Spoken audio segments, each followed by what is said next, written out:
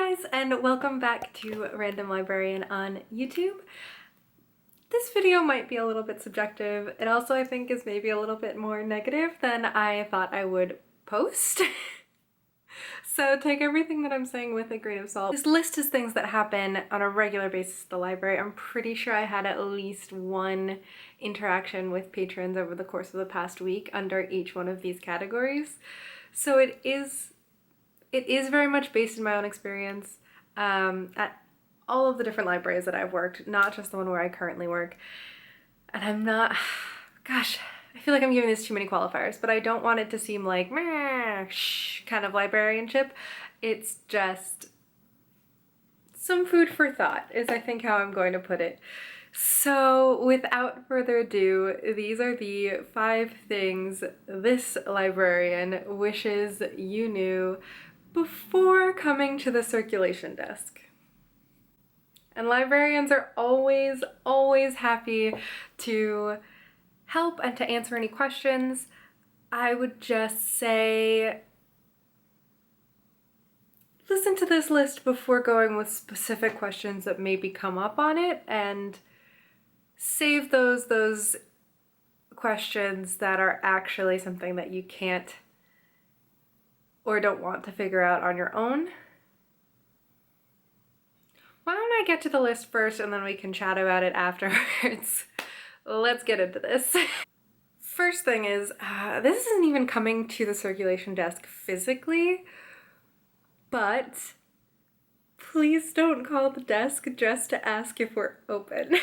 This is not only information that's easy to find on our website. For the most part, it's also easy to find just on Google. If you Google the name of whatever institution that you're going to, the first thing that pops up are the hours of operation and like a rating on Google, whether it's a good place or not. So this one really bugs me. I get it more around the holidays or things like that where you're not quite sure when those dates start. Again, those are usually on the website. I would definitely check there before kind of interrupting someone's workday with a phone call that lasts all of 2 seconds. Those 2 seconds add up a lot over the course of a day, over the course of a week, over the course of a month. If I had a penny for every time I had one of those phone calls, I would be a very rich person. And that is putting it lightly. I've also worked in libraries where patrons call the circulation desk as their main form of human interaction. There was one who's a lovely older gentleman who would call every day at one of the first libraries where I worked just to ask for the weather, and that was his thing, and he was very endearing.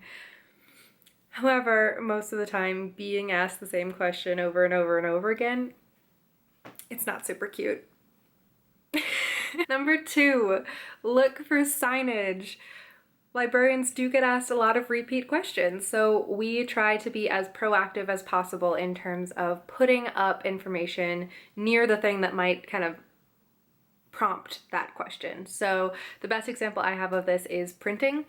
If your public library has a printing station, you can bet that whatever station is closest to that printer gets the question, how do I print? 100 times a day at minimum. And so for the most part, there will be a sign next to, behind, on top of the printer that does a step-by-step, this is how you print. If it is still confusing, if English is not your first language, of course, we totally understand and are willing to help. It is just one of those very repetitive questions that usually has a really simple answer, and that answer is a piece of paper nearby explaining everything that you need to know. Number 3, please be aware of overdue fines and your due dates for materials.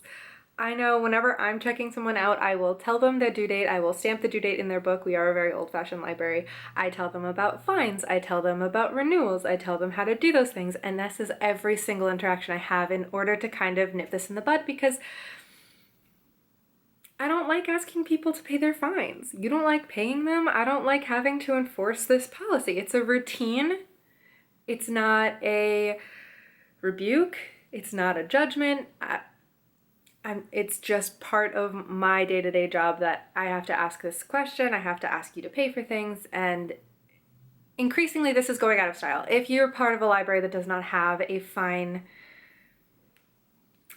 system, awesome. Don't worry about this question then. And if you do feel like you have a legitimate complaint or a reason to not pay that fine, bring it up calmly and nicely. Again, us asking you to pay your fine is not any kind of attack on you as a person. It is just part of our job. It is part of a policy that was likely put into place well before the librarian got to their job, got to their station. People in general, not just librarians, are so much more likely to cut another human a break if they are being a good human and being kind and not kind of elevating a situation. So I'd say go into it kind of, again, feeling like, oh shoot, like either I didn't know about this, I'm really sorry, or it slipped my mind this time, I promise I won't do it again. I don't know, like this, I'm coming up with different instances where like I have cut people breaks, and other times where I'm like, I know you do this all the time. So like there are obviously a million different ways to deal with this, but feeling entitled and demanding that something be done for you, asking for the boss, these are kind of things that will likely strain your relationship with your librarians. They'll probably have a note on your account and people will be a little bit wary, and that's not how you want to be in the world, whether it's at the library or anywhere else. Like just be kind and be aware. Fines are awkward for both sides. 4, please be considerate of materials. If something does get broken, or if you, your child, your dog, your neighbor, anyone that you are somewhat connected to has damaged an item in some way, own up to it and apologize. You'll likely have to replace it. Please don't tell me it was like this when I checked it out. That is the most frustrating quote that I get on a regular basis, especially because I work currently at a library where there are 2 librarians. We have very similar standards, and if it was like that, we would not have checked it out to you. It's a really uncomfortable position to be put in because I don't want to have to call you out. I don't want to have to call you a liar because I know that you're lying to my face.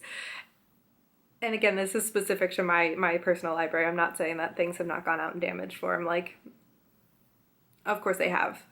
But usually those items will have a note on them saying it's like this, it's still being circulated, things like that. We have plans in place, but if something comes back and it's very damaged and it can't be circulated, there's no way I would have put that back into circulation. I would have checked that out to you, and there's no way that my coworker would either. Now, this was a funny one that I got earlier this week.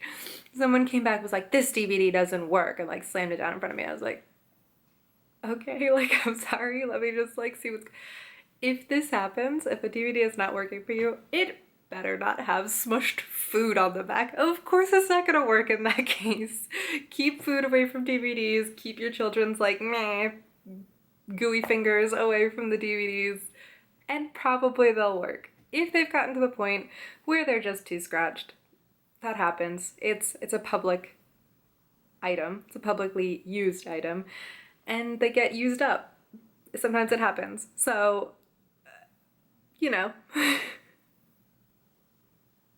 just a funny example, but be considerate of the materials and please don't lie to your librarians. And then this last one, number 5, I think it's pretty applicable to any front-facing or public service-oriented job, but please, please, please don't tell your library workers how libraries are dying and their jobs are not necessary. It's really rude. Because this is obviously something that someone has dedicated a lot of time and energy, and they're still dedicating that time and energy in their conversation with you. And we don't want to have to prove it. Like, if you're using the space and you're in the library, you should understand that it at least has value for you. without even considering how much value it can have for someone who's maybe down on their luck and can't be in a place where they have to pay for the right to exist in that space. Libraries are pretty much the last place where you can be for free for an extended period of time. And that alone is very important. But there's a million other reasons that libraries are still thriving and still necessary in today's world. It breaks my heart and honestly also gets my blood boiling when people not only have this opinion but want to share it with someone who has made it their life's mission, or like has found it to be their dream job, that their opinion is vastly different from my own in a way that it won't, even if you're flipping it and reversing it and being like, well, this is what I thought and now I know libraries are great. It's like, why do you want to share that with me? Like, even if it is that situation, like, I'm glad your opinion has changed, but like, that is so rough to hear as someone who has put their like life's work into libraries and public usage of things. Maybe that's just me, but that's a thing. Another thing that's like kind of related is telling people how to do their jobs. Like, usually it's someone who's trying to get out of any of the above mentioned situations of like, well, that's not how this should work. You should do X, Y, or Z. It's like, which of us has spent all of this time, energy, and higher education to be in a position where, yes, I get to work towards my life's passion every day, but also have to deal with these conversations every day. Like, it's just very frustrating. I don't think anyone likes to be told, A, that their job has no value, or B, that they're doing it wrong. So please don't place your friendly neighborhood librarians in those situations. It's not kind. So I guess that's everything that I have today. Those are 5 things that your librarian / this librarian wishes you would think of before coming to the circulation desk, specifically with any of these questions or thoughts. So again, take it with a grain of salt. I have been on both sides of these interactions, kind of before library work and after becoming a librarian. I just thought I would do a little roundup of my opinion now. Please let me know in the comments if you agree, if you disagree, that's also totally fine. Or if you think that I missed anything, I would also love to hear that. Again, this is just my opinion, these are my thoughts, because this is my channel. So this is Random Librarian on YouTube. If you did like this video, please consider giving it a thumbs up or hitting the subscribe button. I talk about library things here, I talk about books, I do book reviews, book hauls, all that kind of good bookish content. If you are looking for maybe shorter form reviews or glimpses into my daily life, you can find that over on Instagram at Random Librarians. So I hope I will see you soon in either location, and that's all I got for you today. Bye guys!